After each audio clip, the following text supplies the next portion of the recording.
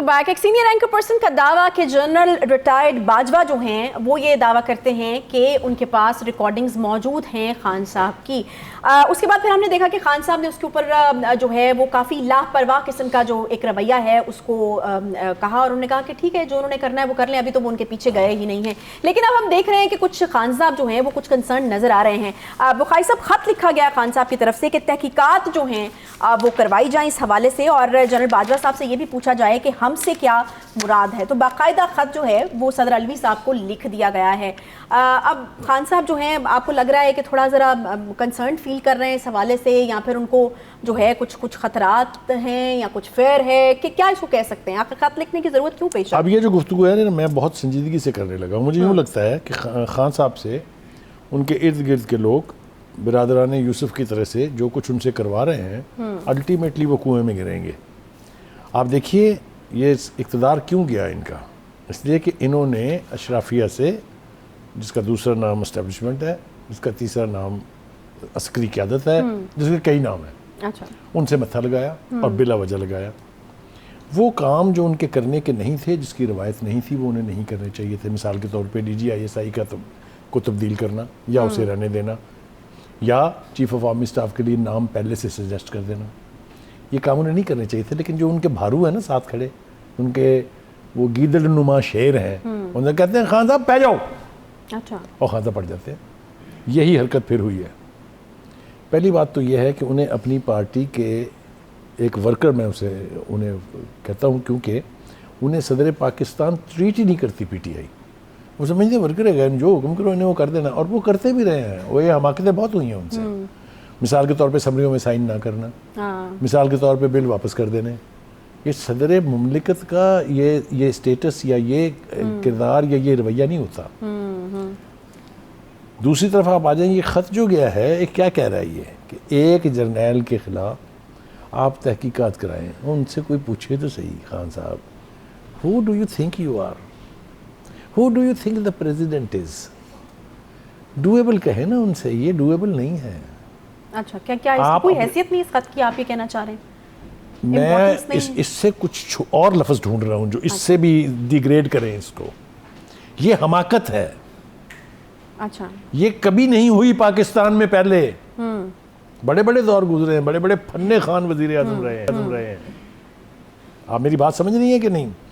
भुट्टो साहब टांग दिया ना उनको, टंग गया वो बंदा, इसलिए कि ना का बंदा था, लीडर था, लेकिन उसने बैग नहीं किया किसी से।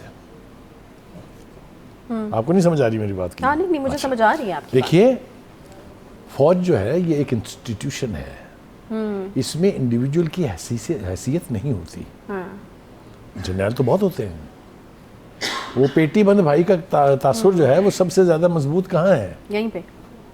आपको मिसाल याद नहीं है अभी क्या हुआ हाल ही में? मैं उसकी तफसील में जाना नहीं चाहता।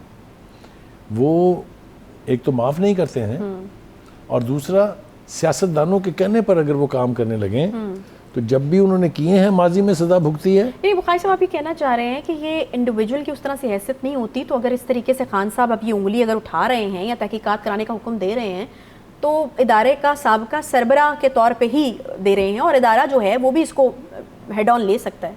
यानी पहले तो आपने सवाल मुझसे ये पूछा कि आप ये कहना चाह रहे हैं। जी, मैं वो बात कहता ही नहीं जो मैं ना चाह रहा हूँ, एक।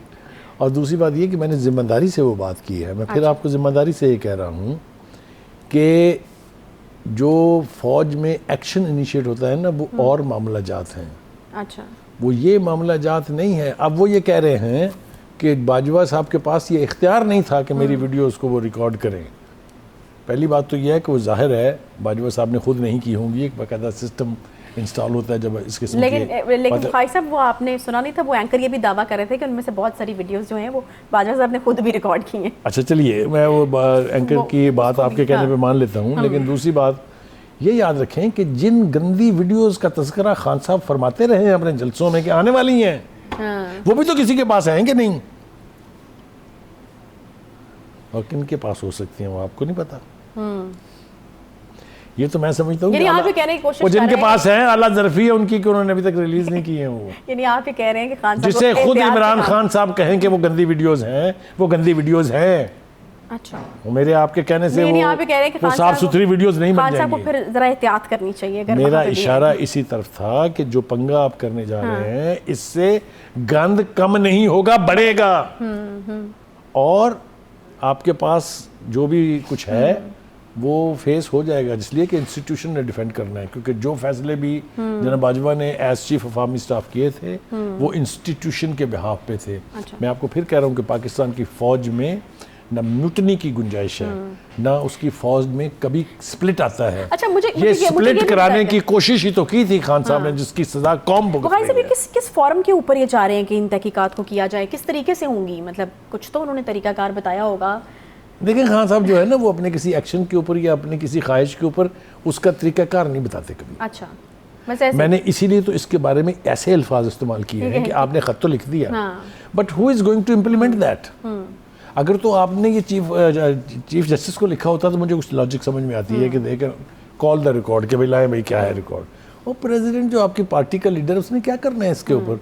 वो भेजेगा, इस खत के ऊपर सो जाएंगे लोग।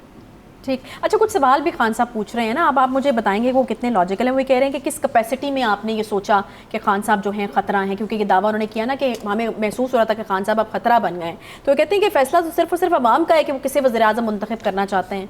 खान साहब ने ये कहा है। तो खान साहब को ये याद नहीं था कि नवाज शरीफ को किसने मुंतखब किया था? अवाम ने वोट दिए थे ना, बताएं ना आप। हाँ जी, बिल्कुल, अवाम ने वोट दिए थे। तो वहाँ तो ये अप्लाई नहीं और एक किया तरह आपने। से ये बात उनकी निगेट भी करती है पहले वाली बात को। ये तो बाकी अवाम का इख्तियार है ना, तो खान साहब को सपोर्ट भी तो किया गया था ना एक टाइम के ऊपर। देखें, मैं वही कह रहा हूँ कि वो जो आपको लाए थे, वो जिन्होंने आपको सपोर्ट किया था, उनके साथ आप पंगा करेंगे तो मामला जात बेहतरी की तरफ नहीं जाएंगे और बिगाड़ की तरफ जाएंगे। और मैं जो इंडिकेटर देख रहा हूँ, मुझे ये लग रहा है कि वो जो एक हल्का खामोश था, अगर वो एक्टिवेट हो गया तो सही। खान साहब फिर मसाइल बहुत बढ़ जाएंगे। इसलिए जितने होल्डर्स हैं उन सबको चाहिए कि एक रेड लाइन होती है, ना क्रॉस करें उसको। सही। चाहे वो फौज है, चाहे वो अदलिया है, चाहे वो सियासी जमातें हैं, चाहे वो पार्लियामेंट है, सबको रेड लाइन रिस्पेक्ट करनी चाहिए। अगर नहीं करेंगे तो they will be made an example. ये मैं आपको बता रहा हूँ।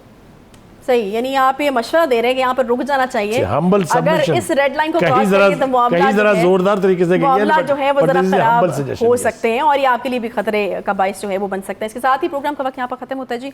इंशाल्लाह आपसे अगले हफ्ते मुलाकात होगी। ख्याल रखिए अपना। अल्लाह हाफ़िज़।